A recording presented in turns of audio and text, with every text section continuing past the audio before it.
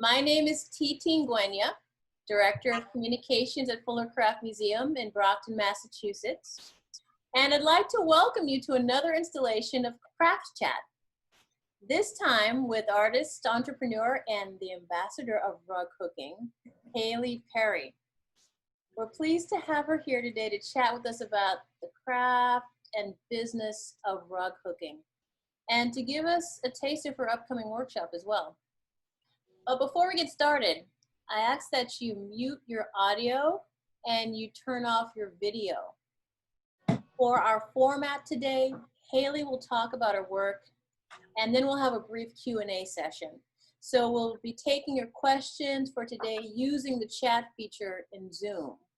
So just enter your questions into the chat box. There's a button at the bottom of your screen and a chat box to the side of your screen. And then we'll ask as many questions as we can at the end of Hayley's chat. And then after the Q&A, Hayley will conduct a quick demo to give us a taste of her upcoming workshop this fall at Fuller Craft Museum. It's called Primitive Rug Hooking for Beginners. It's a 6-week class starting on October 20th. Early registration for our members is now open. Non-member registration opens on June 29. And just a heads up, space is limited, so register today. Also, we're recording the session, so we'll make it available on our YouTube channel and with links on our website and social media for anyone who could not attend this chat session, or if you'd like to just see the chat session again. Lastly, if you enjoy our Craft Chat programming, please consider making a donation of any size in support of Fuller Craft Museum. If you look at the chat box, there is a link at the top of it, or you can go to fullercraft.org/give.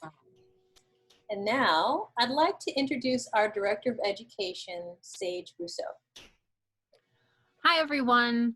I'm really pleased to be here today to introduce one of our really wonderful, talented teaching artists, Hayley Perry. First off, Fuller Craft Museum, if you're not too familiar, we have a variety of offerings in classes and workshops from ceramics to textiles, and we are, of course, anticipating being able to be in our studios once again in the coming months with our fingers crossed. So we hope that you'll be able to join us there later this fall. But I'd love for everyone to meet Hayley today.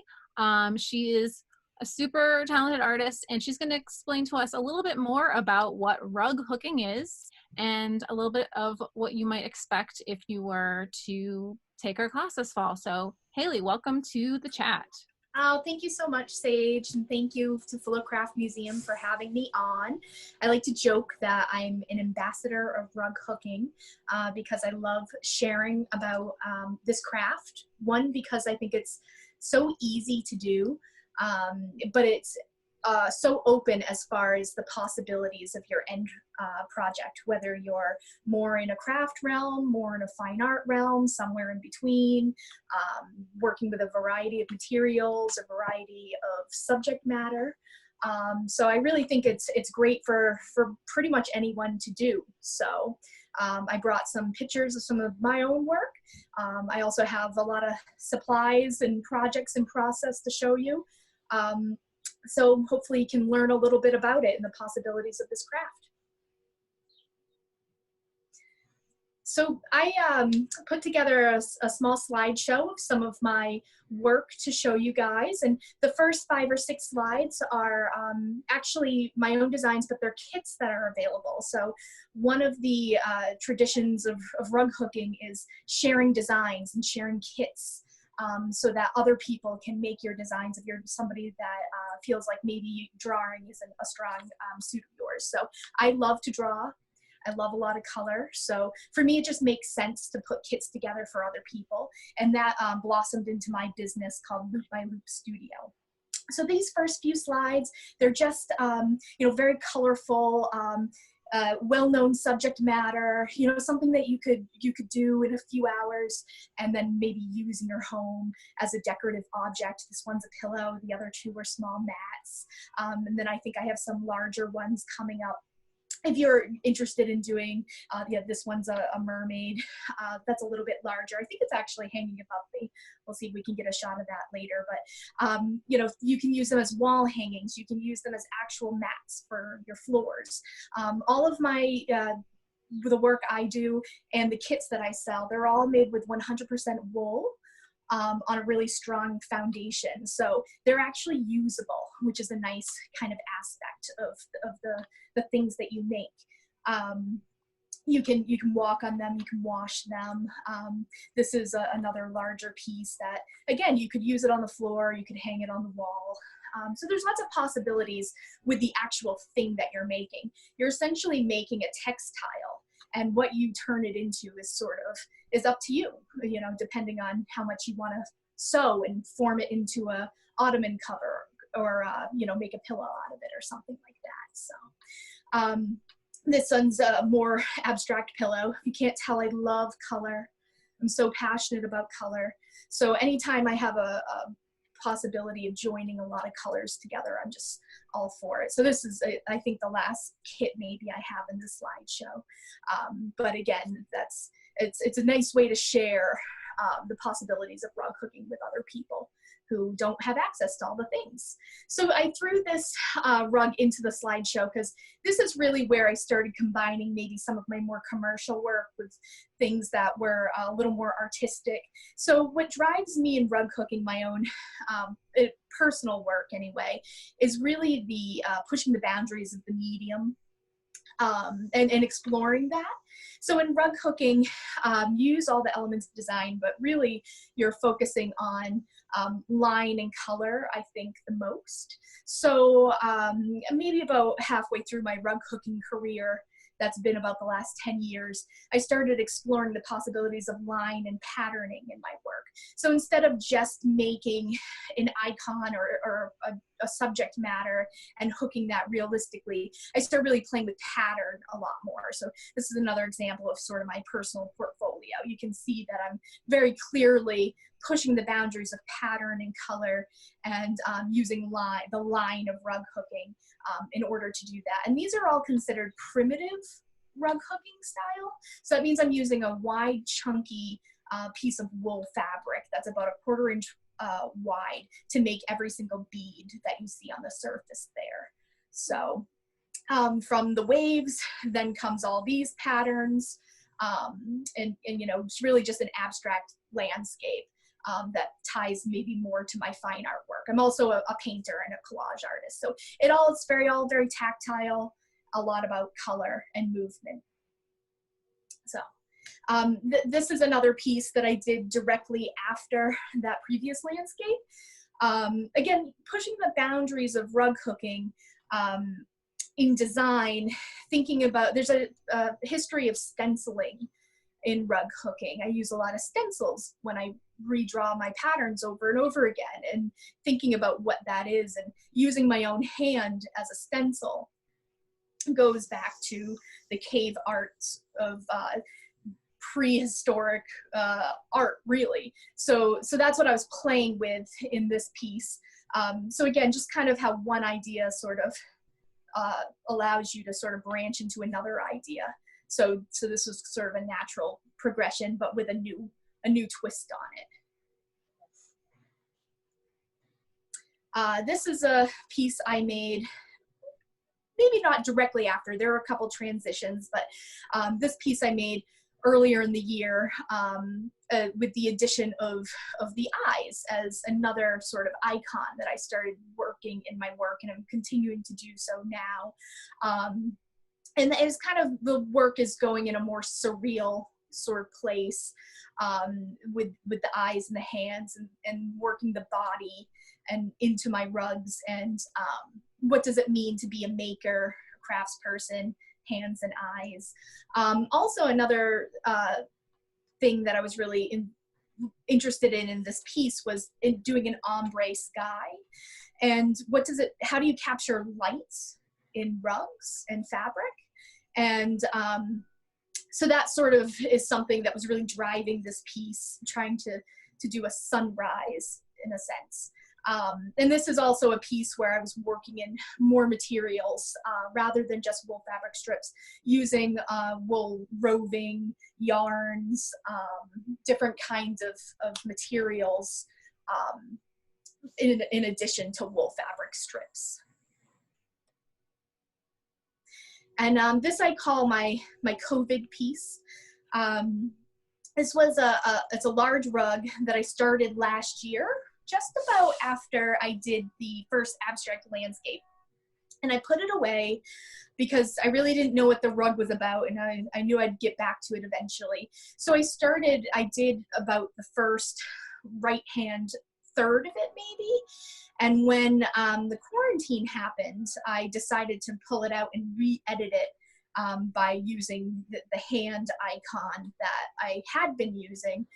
So I drew the hands in and finished the rug up with all this new time that we all had. And I like the sort of, I find it hopeful, but also kind of uncomfortable. You don't really know if the hands are reaching up and being saved or sort of drowning. So I like that kind of push and pull of the piece. And also, obviously, it's a lot about color. There's a return of the waves. So there's a bit of, a lot of symbolism that goes into the work. And sometimes I don't even realize it till I'm done with it. A lot of times when I'm designing, I'm really just playing around with different icons and things to push the boundaries of design.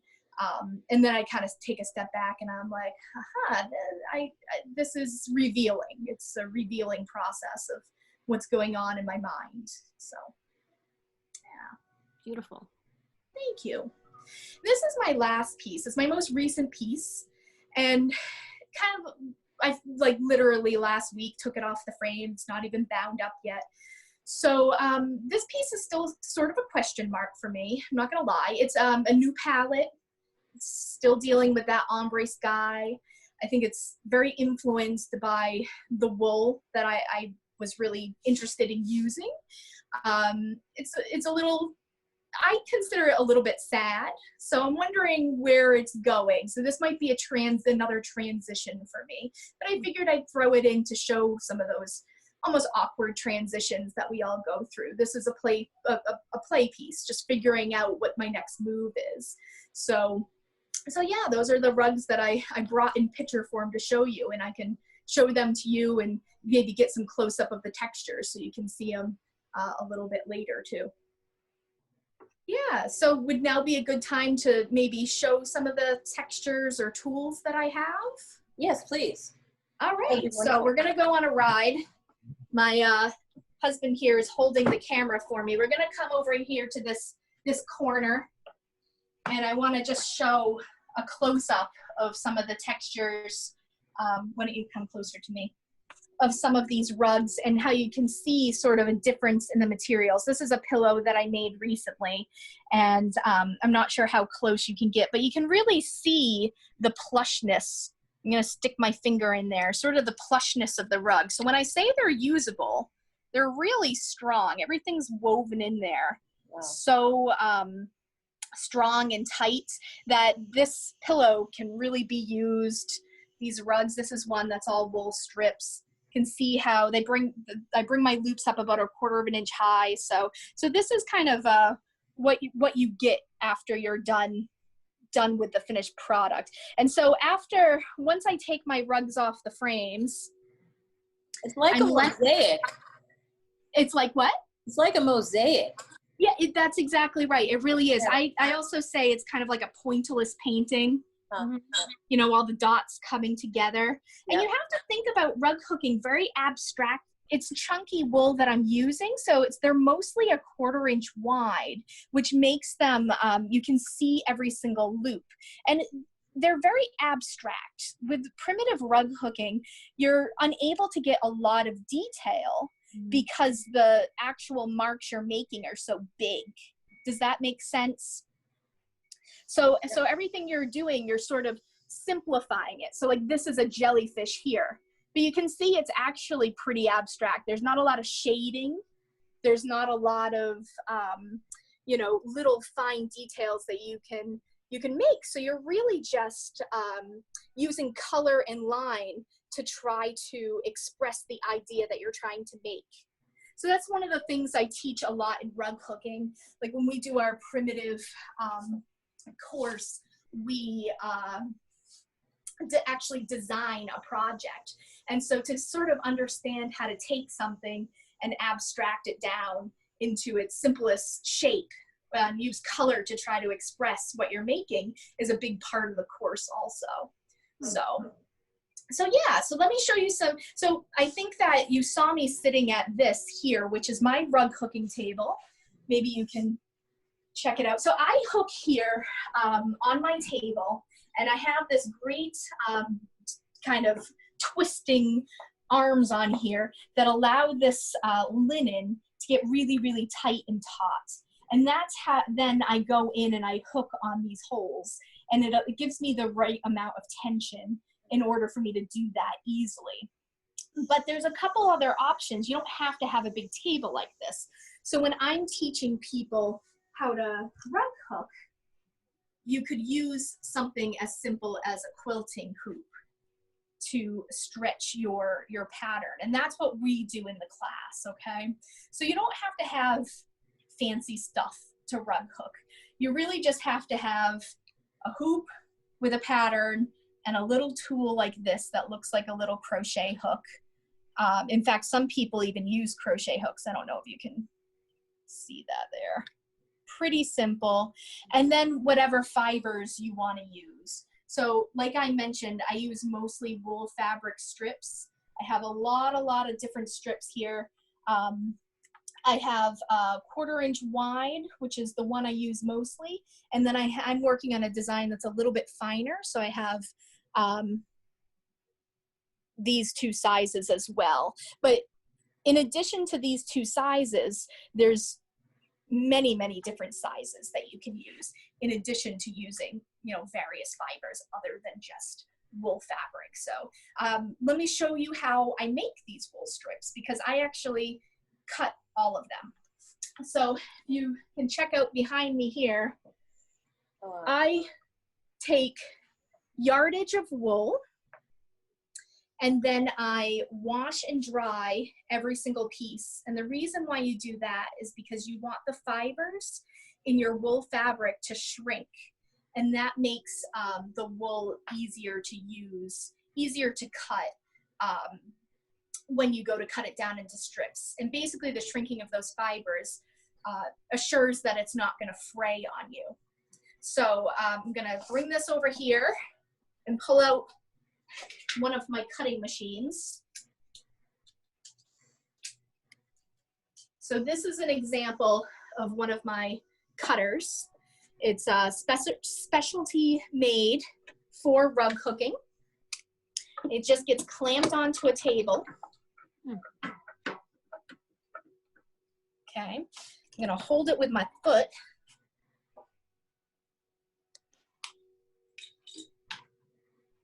I'm gonna cut this little end off. This is selvage end. When I'm cutting all my wool down, I rip it from the selvage to make sure that I'm cutting it on the grain. So there's little tricks you learn. And I take this wool, come in and look. And I hold it against the machine, crank. Oh, wow. And it cuts me 6 strips at a time. Wow. Yeah, so there's a couple options for cutting machines. This is a machine where I could, if I wanted to, I could change out these cutting heads, and I could cut different sizes. I actually just have different machines with different cutting heads on them. So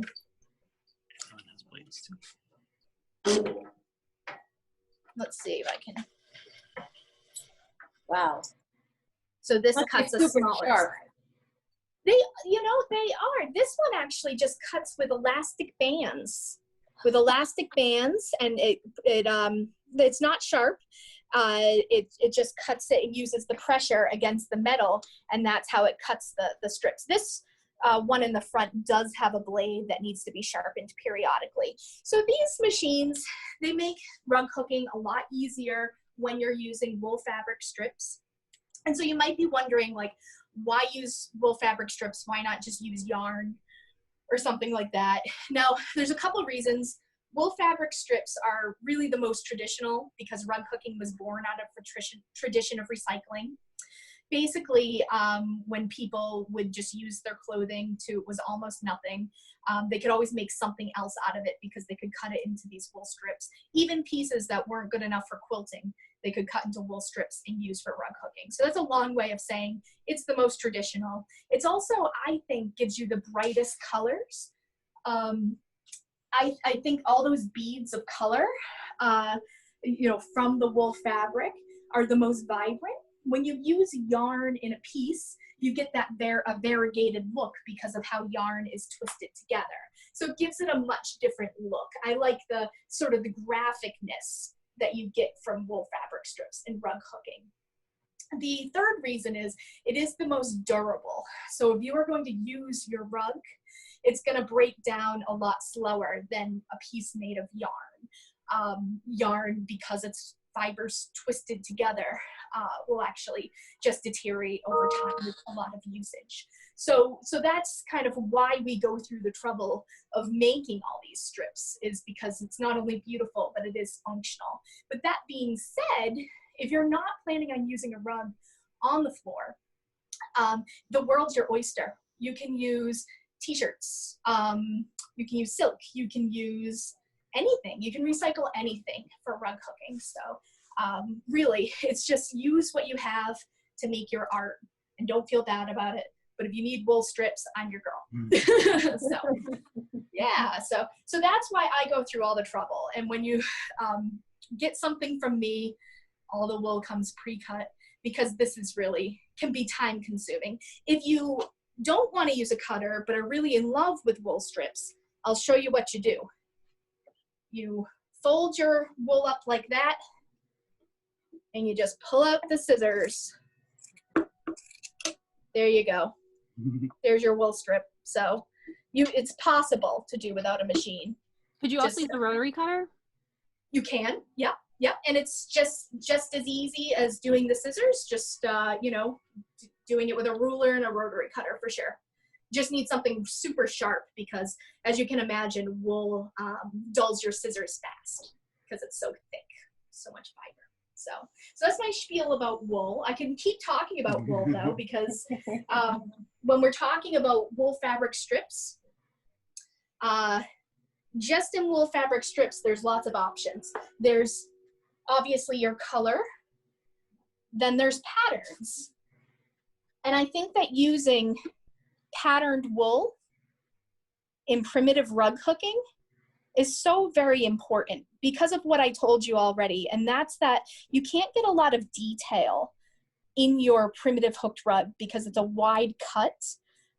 So you rely on detail that's within the wool itself to add some extra visual interest to your pattern. So where can we find some visual interest? Come back over here. Over here is a good example.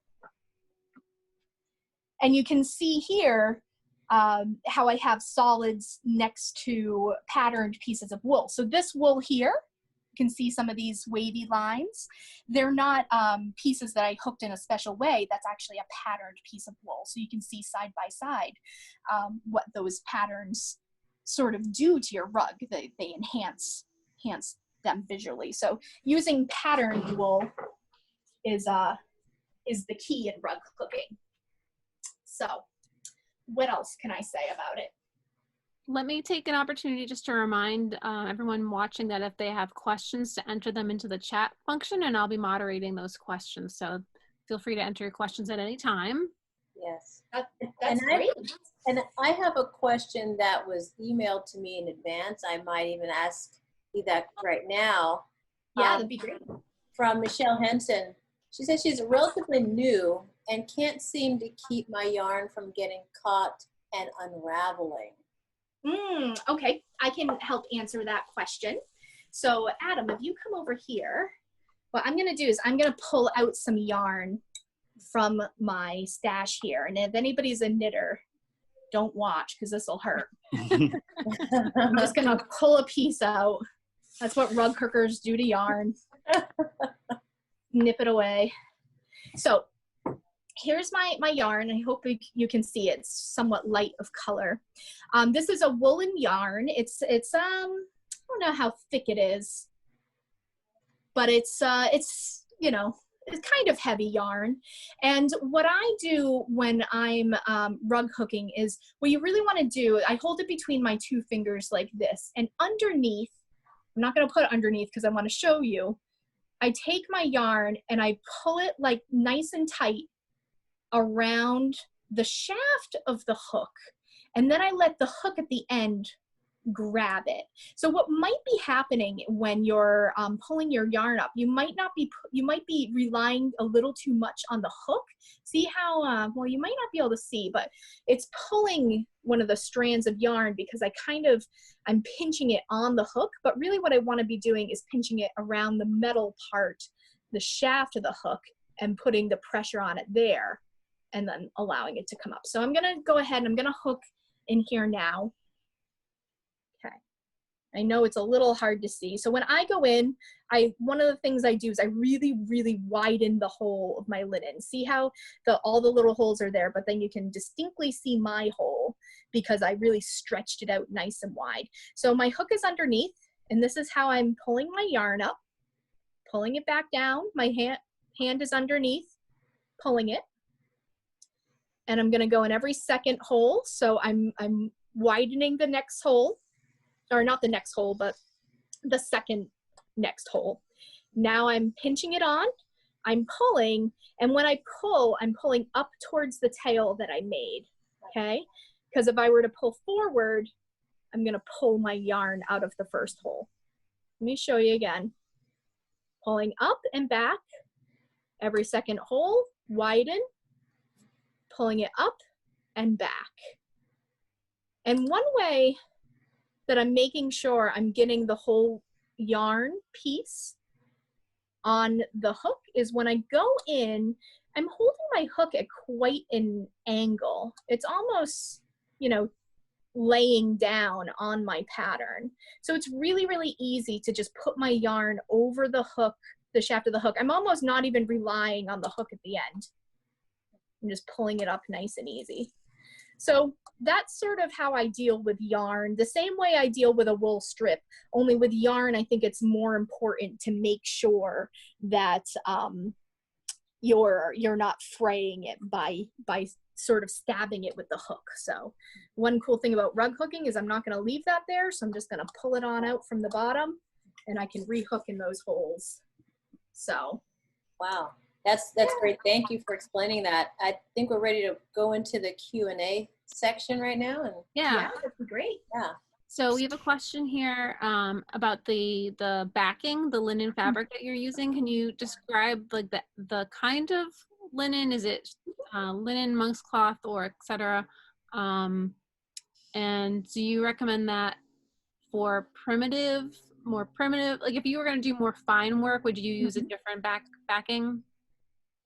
Yeah, so that's exactly right. So I recommend either using monk's cloth or primitive linen for this type of rug hooking.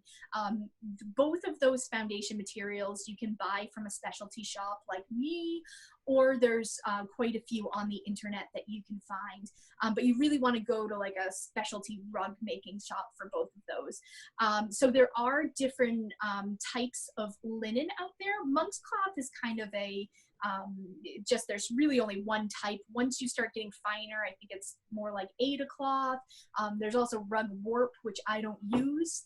But with linen, which is really recommended for floor rugs, things that are going to get a lot of wear and tear, and it's just really the nicest foundation fabric to use because it's soft and it's durable. There are different weaves that you want to get. So when I'm doing my primitive style, which is really the only style that I use, I want to use primitive, either bleached or unbleached linen. I just get the brown one because I think it's fine. When you drop down your size of wool and you're doing something that is more fine rug hooking, you do want your foundation weave to match that. So I don't sell any of that kind of linen, but somebody I really trust is Door Wool, D-O-R-R.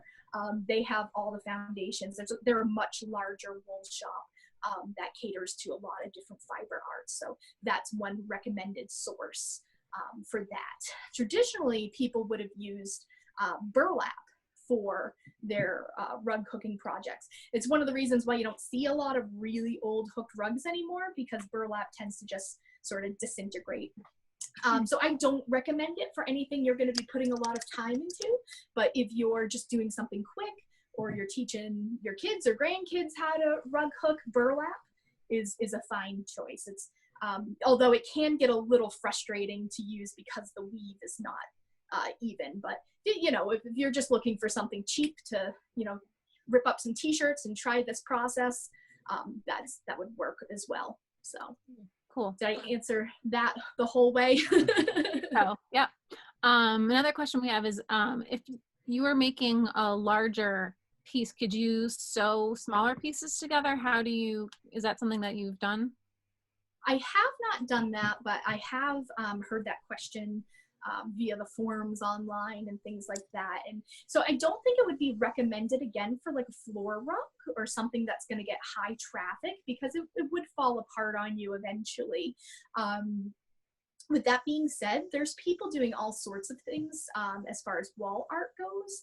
I think that it's your rug. You can do whatever you want, but if you're looking for something that's going to stand the test of time and last a really, really long time, that might not be recommended. So I have heard people who make really, really, really large rugs, which is not something that I do. I believe that there might be a process for joining foundation pieces together and then hooking through sort of a double foundation, but it's not something I've done before. So consult with Rug Hooking Magazine, you know, and other experts in a guild for that kind of technical question. Great. How about, how do you hang your pieces? Oh, that's a great question. So I've done a couple different things. Yep, I'll get up and show you. So when I'm here in my studio, because I tend to move my pieces down around a lot, Adam, let me actually come over here. So I honestly, I have them hung with a little nail right through a couple of my loops, okay? So I've just nailed, this is a very, very lightweight, tiny rug, and then I just stick it in this hole here. But if you're looking for a better option and something that, you know, won't ruin your rug, or you don't feel comfortable nailing through, you can kind of taking a tip from quilters, you can sew an extra foundation, or I'm sorry, not foundation, an extra binding piece onto your back to make a pocket like that. And you could then slip a dowel in and hang it on the dowel on some, you know, hooks or nails or something like that. And that keeps your rug relatively straight. It allows it to move in the expand and contrast. I've also seen people frame their rugs, so you can frame your rugs like you would a painting as well. So there's lots of different ways. When I have them at home, I usually use the nail method though, because I know that I move them around a lot, and I know that they're strong enough to withstand that kind of abuse almost. But if it's a treasured piece, you might want to do something more like a dowel method, or even hanging up a piece of carpet tack. I've seen that, and people will kind of hang their rugs on carpet tack as well. So. There's a question about your materials, your wool. Do you use recycled materials? You mentioned that it comes from a tradition. And do you source them from, like, you know, the Salvation Army, things like that? I do. So I have. I have to say, since I work in such a large quantity of wool, my input, my output is so large that Salvation Army wouldn't be able to keep up with me, but I absolutely have sourced wool from Salvation Army in the past. I have some kicking around up here. They tend to be smaller pieces of wool, so, you know, skirt sized, shirt sized. So I tend to keep them for special projects, like maybe something that's just for me, instead of using them in some of my other work or selling it online. So the trick with Salvation Army, or any kind of recycled clothing, is skirts are the best, because you get the most sort of wool out of them for your effort, because you do have to take out all the zippers, pockets, you have to break them down, the waistbands and things like that. Make sure you keep the stuff outside of your studio for a couple of days, or put it in the freezer for a couple days, or wash it immediately, because the last thing you want to do is bring in any kind of moths to your studio. So all the pieces do get washed and dried. So throw it right in the wash on a hot wash, and then use your judgment when it comes to the dryer. You want your wool to felt up, but you don't want it to be over felted. So take a good feel of it after it comes out of that hot wash. And if it's too thick, you can line dry it. Or if you feel like it needs to be felted more, and by felted I mean shrunk, then throw it in the dryer. And then you can cut them down and use them. So What about knits? Have you ever used a knit that in the same way? I have not. I think that a knit might unravel on you. Yeah. And yeah, you're really, but you could take a knit apart and use the yarn. Mm-hmm. But I think if you were to cut into it, it might fall apart. But again, people do all sorts of different things, so you can experiment with recycled things and give it a try. Cool. And it was kind of neat to see how you the hanging with the pocket. How else do you finish a finished piece? Oh, well, not me personally, because those are really my only two ways. Do you mean finish the edges? Yeah, what's the process of like finishing? Sure. Yeah, let me grab one. So I really only finish in one way, but there's lots of ways to finish. And again, I tell people to consult with, you know, people who like to do more traditional rug hooking. Rug Hooking Magazine is a great kind of resource in the internet, because there's so many creative ways to finish your rug. And I just kind of found my way, and I have stuck to it. So there's more traditional whipping of the edges, kind of like you would see in a commercially made rug, actually taking yarn and sort of going around the edge and binding it up. You could do tassels, you could do a braided rug around your hooked rug. There's so many interesting things people do, especially people who are, you know, like to combine different fiber arts. I've seen people crochet around their hooked rug. You could just take your raw edges and you could hem it to the back. I tend to encapsulate my raw edge underneath this rug binding tape that I sew on. So this is the tape. It's just like a cotton twill tape. And what you do, I'll take that. This is one that's unbound. What you do is you take the tape and you sew it to as close as you can to your last row of rug hooking. Okay, so you can probably see that there.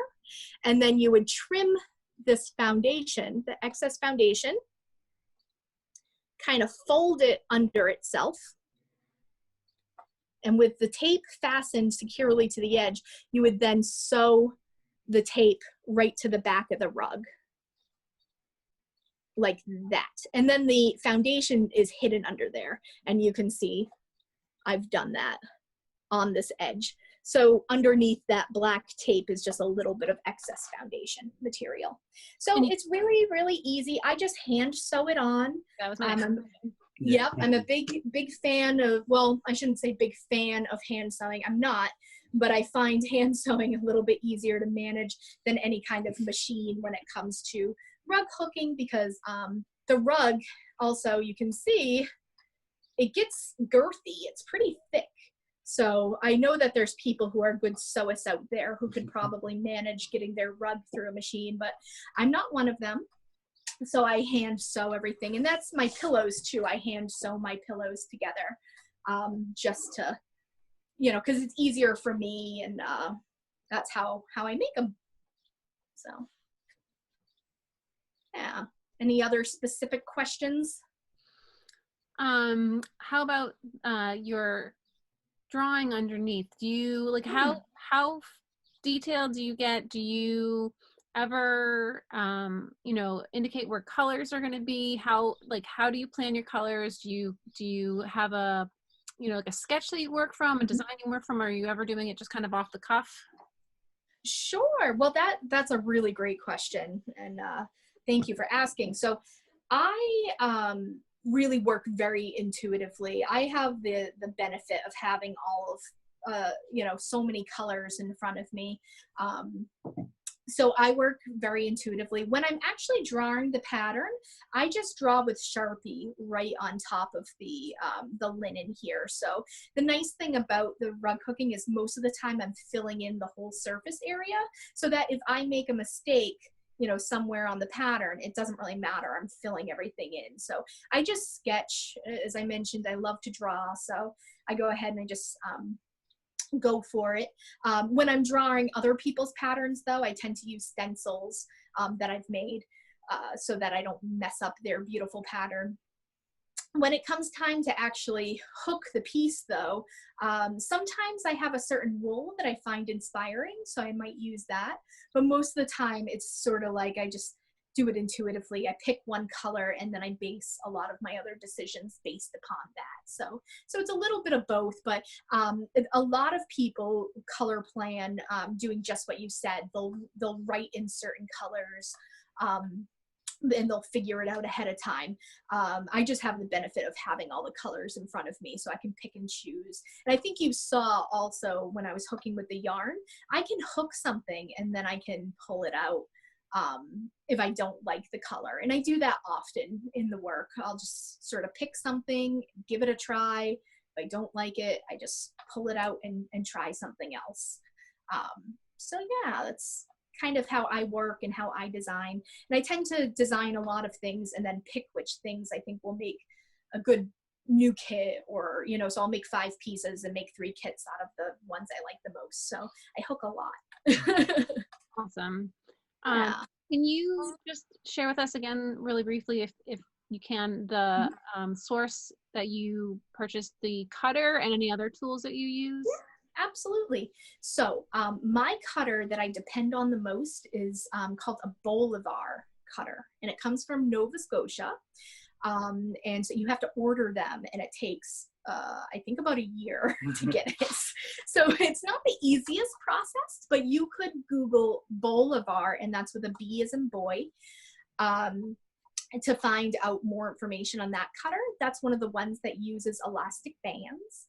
My mother, who's also a rug hooker, just got a Townsend cutter, and she loves it. She says it's great. It's a lot like a Bolivar, and so she's all set up with that. Then the older kinds of cutters that I mentioned, like my other cutter is a Rigby.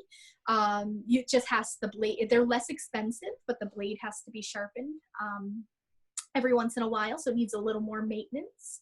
The foundation material, like I said, I sell linen and monk's cloth. That's great for primitive rug hooking, but if you're looking for a larger supply or something like rug warp, different kinds of linens, door wool is a great one. You can also, just Google rug hooking, primitive rug hooking. One thing if you're in Canada, my aunt, I know we didn't really get into family and bio and all that, but my aunt is a really large name in the rug hooking community, and her name is Deanne Fitzpatrick. And she has a studio and shop in Amherst, Nova Scotia. And she ships all over North America, but also in Canada. I know shipping can sometimes be an issue. So she has a ton of fibers and patterns, kits, foundation materials. So the rug hooking, not just rug hooking, but also the rug hooking supply selling runs in the family. So very cool. Can we watch you do a little bit on the example in front of you? Yeah, that would be wonderful. Okay, so I'll just sort of talk as I go. So rug hooking, just to sort of explain to you why I'm doing things in the order that I'm doing things. So rug hooking is an outside in sort of art form. So you always want to work on your details first and leave all of your background to the end. So an example of that would be like me working on all this line work before I fill in these large areas of color, if that makes sense. So I want to work on all these different lines before I would fill in any of the background. So I'm going to go in here. I'm close to my last bit of hooking here, and I start by pulling up a tail, okay? And then in primitive rug hooking, you want to go in every second or third hole of the foundation material. You don't want to go in every single hole, because then your loops get overpacked and your pattern won't, or your end result won't lay flat on the floor. It'll come out kind of warped. So I'm going in about every second hole, and I'm trying to pull my loops up about 1/4 inch high. So I'm sort of moving in this straight line, and then I'm going to turn right here. And the way that I do that is I turn by how I hold my hook. So I started here, and I'm holding my hook perpendicular to the line I'm moving. Okay, so see, that's crisscrosses the direction I want to go. Okay, so in order to turn, I need to now turn my hook. And my hand really isn't doing too much. I'm not putting a lot of pressure on my hand. I'm using my forearm to make that hole nice and wide. I'm putting the wool over the hook and then pulling it up. And that's how I'm keeping kind of a straight line. And I can go in, now that I finished that piece, this is my ending tail, and I can kind of finagle these loops however I want. So I can pull them up. You know, you can see they're somewhat even, but they're not perfectly even.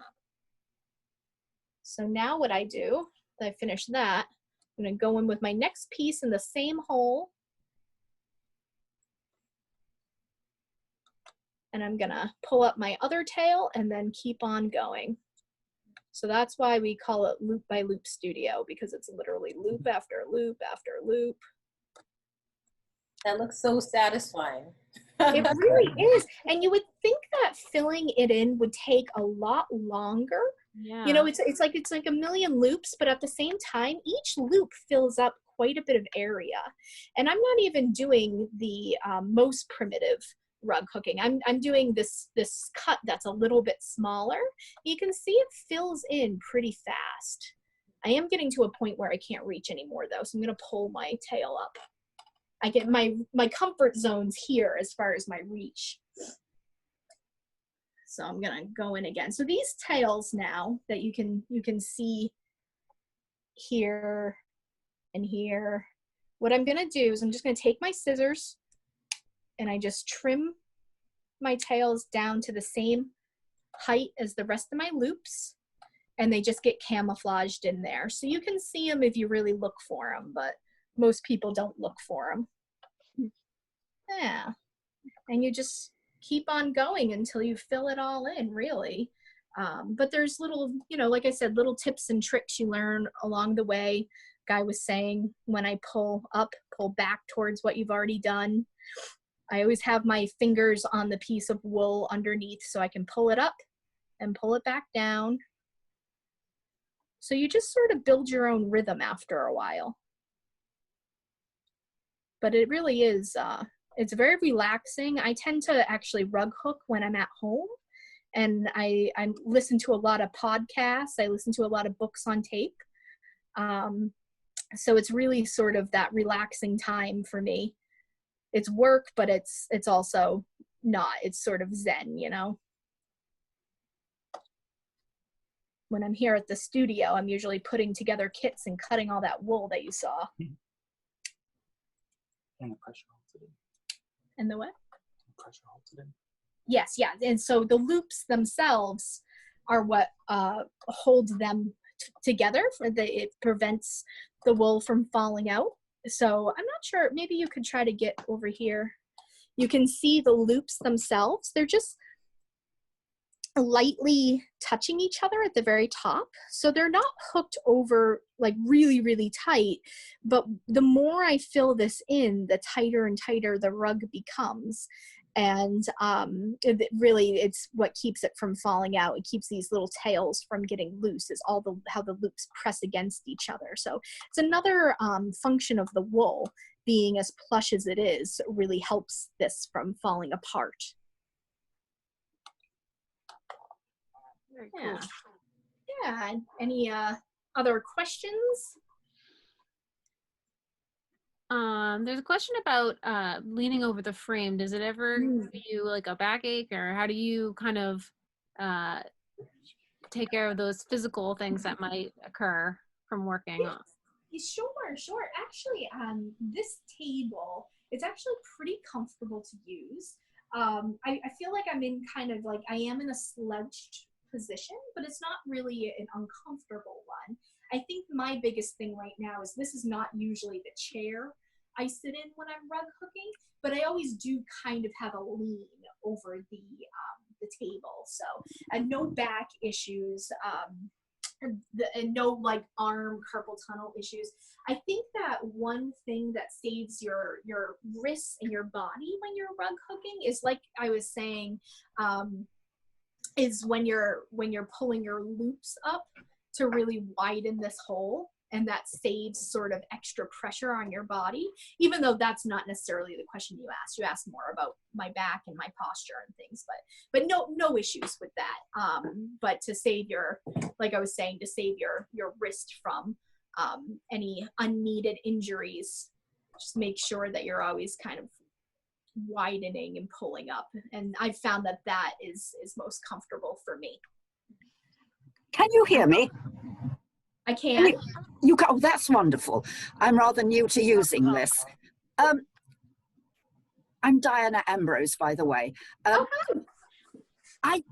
do you, I mean, are you holding the wool underneath? I mean, how do you know it's going to hook up? Yeah. So what I'm going to show you now is how I work on a hoop. And what I can do is I can actually hopefully hold this so that you can see the back while I rug hook, and then you can actually see what my hand is doing underneath. So when I teach my classes, I spend a lot of time hooking like this so people can see the motion. So let me pick a different color that you can see it better. So here's my wool strip, and I'm a lefty, so I hold my wool in my right hand. You would do it the opposite way if you're right-handed, okay? And like I said, I hold this between my two fingers, very close to my pattern, okay? So this is me working on a hoop.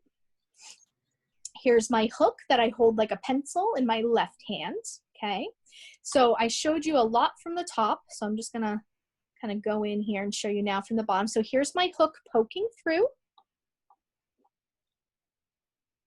There's me widening the hole, okay? Now what I'm doing, I'm gonna take the wool. I'm not doing it by looking, I'm just feeling the underneath, so you don't have to look under there. I'm wrapping it, let's see if you can see that. See how I'm wrapping it around the shaft of the hook, and then I'm holding it on nice and tight between my two fingers. And when I bring it up, that wool gets caught on the hook, and that's how I'm able to pull it up. So let me show again. Okay, so here's my piece now that I've made my tail.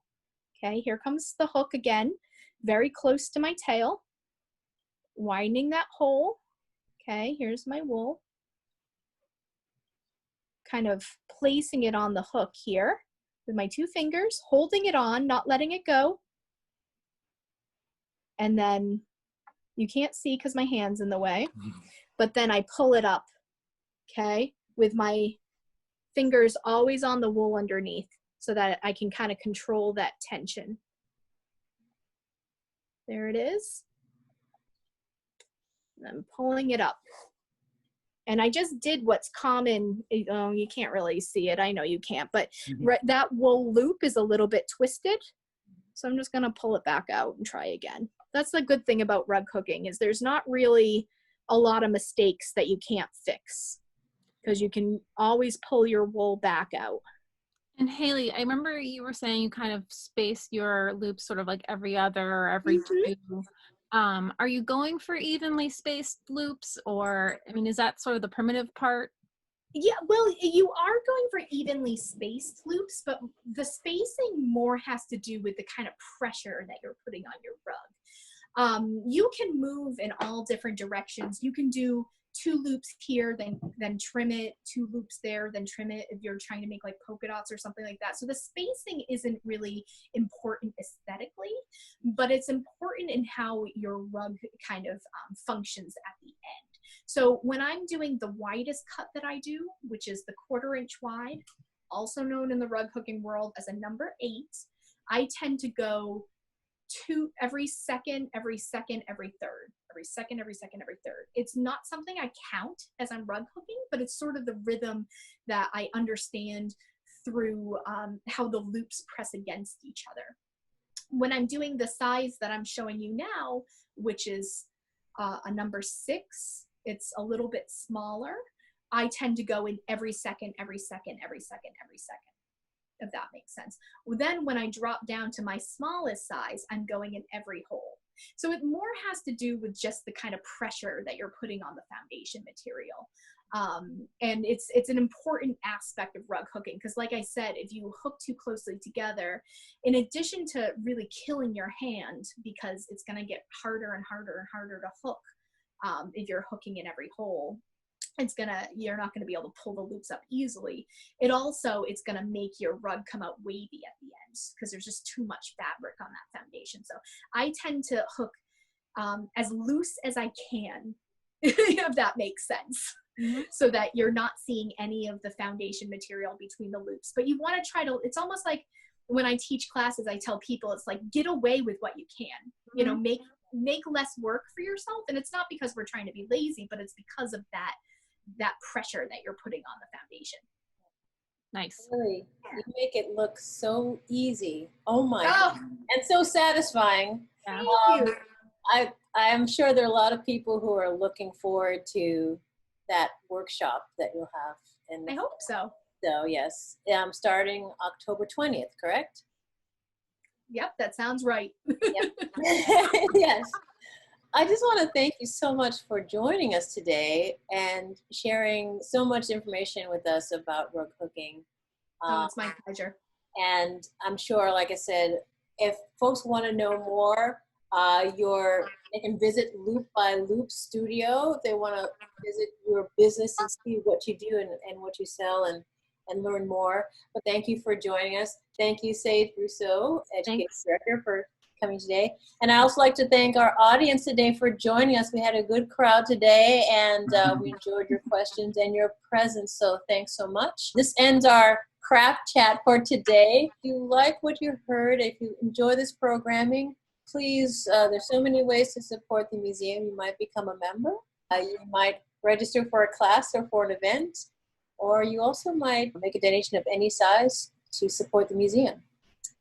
All right. Well, everyone, thank you so much again for joining us, and we'll see you next time. Thanks, everyone. Thank you.